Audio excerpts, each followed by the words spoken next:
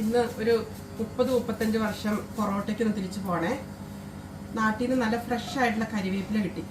അപ്പോൾ നമ്മൾ എന്തൊക്കെ രീതിയിൽ നമ്മൾ ഫ്രീസ് ചെയ്താലും ഫ്രിഡ്ജിൽ വെച്ചാലും ഒരു ഫ്രഷ്നെസ് കിട്ടില്ല. നമുക്ക് ഇരിക്കും, പക്ഷെ ആ ഒരു മണവും രുചിയും ഒക്കെ വളരെ കുറവായിരിക്കും നമ്മൾ ഫ്രീസ് ചെയ്യുമ്പോൾ.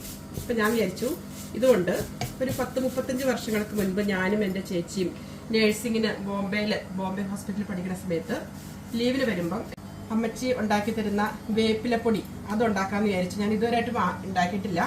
അതിന് അധികം ചേരുവകളൊന്നും വേണ്ട. വേപ്പില വേണം, തേങ്ങ വേണം, നമ്മുടെ കൊല്ലമുളകില്ലേ, കൊല്ലമുളക് വേണം, പുളി വേണം, ഉപ്പ് വേണം. ഇതാണ് എൻ്റെ ഓർമ്മയിലുള്ള ഇൻഗ്രീഡിയൻസ്. വേപ്പില നന്നായിട്ട് ഇങ്ങനെ കഴുകി നമ്മൾ ഓരോ തണ്ടിൽ നിന്ന് ഇങ്ങനെ അടർത്തിയെടുത്തിട്ട് ഇതുപോലെ ഇങ്ങനെ വറുത്തെടുക്കണം. കരിയില പാകാവണം, കാരണം ഇത് പൊടിച്ചെടുക്കാനുള്ളതാണേ. നന്നായിട്ട് ഇതിപ്പോൾ ആയിക്കൊണ്ടിരിക്കുവാണ്. അതാണ് ഒരെണ്ണം. ഇനി അടുത്തത് തേങ്ങ ഇതുപോലെ നല്ല ഗോൾഡൻ ബ്രൗൺ നിറത്തിലാവണം. അതിൻ്റെ കൂടെ ഞാൻ മുളക് ഇട്ടു. അപ്പോൾ ഇത് രണ്ടും ഇവിടെ റെഡി ആയിട്ടുണ്ട്. ഇനി അടുത്തത് സാധാരണ പുളിയും ഉപ്പും, ഇത്ര മാത്രമേ ഉള്ളൂ. ഇനി നമുക്ക് ഇതൊന്ന് പാകം ചെയ്യേണ്ടത് എങ്ങനെയാണെന്ന് നോക്കാം. അപ്പം നമ്മുടെ കറിവേപ്പില ഇത് നോക്കിയാൽ നല്ല കരിയില പോലെ ആയിട്ടുണ്ട്. ഇത് കണ്ടോ, ഇതിങ്ങനെ സൗണ്ട് കേൾക്കണ്ടോ?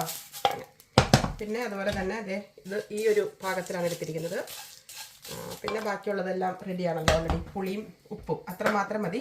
പിന്നെ നമുക്കൊരു സാധനം കൂടി വേണമായിരുന്നു. അതിപ്പോൾ നമ്മുടെ അടുത്തില്ലല്ലോ.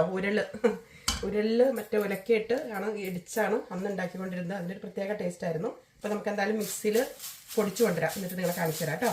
അപ്പോൾ നമ്മുടെ വേപ്പിലപ്പൊടി അല്ലെങ്കിൽ വേപ്പില കട്ടി റെഡി ആയിട്ടുണ്ട്. ഈ ഒരു കളറിലാണ് അത് വരുന്നത്. ഞാൻ വിചാരിച്ച കളർ തന്നെയാണ്, ഞാൻ വിചാരിച്ച മണവും അത് തന്നെയാണ്. ഇതിൻ്റെ മണം കൂടുതൽ വേപ്പിലയുടെ മണമാണ്. പിന്നെ ഇതിനകത്ത് ഒരു കുറവുണ്ട്, ഞങ്ങളുടെ അമ്മച്ചിയുടെ സ്നേഹം അതില്ലല്ലോ. അപ്പം അതിനെന്തായാലും ഇച്ചിരി കുറവുണ്ടാവും.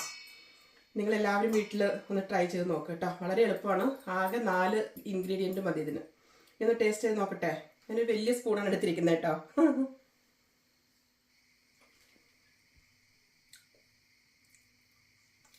വേപ്പിലയുടെ ടേസ്റ്റ് നല്ല ടേസ്റ്റാണ്. നിങ്ങൾ ആരെങ്കിലും ഒന്ന് ഉണ്ടാക്കി നോക്കണേ. അടിപൊളിയാണ്, സൂപ്പർ.